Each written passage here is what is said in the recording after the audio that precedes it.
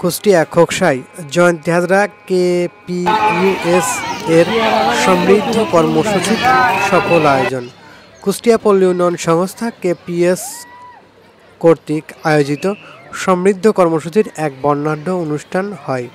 28 June রোজ শনিবার জয়ন্তী হাজরা মাধ্যমিক বিদ্যালয়ের মাঠ প্রাঙ্গণে এই অনুষ্ঠানটা হয়।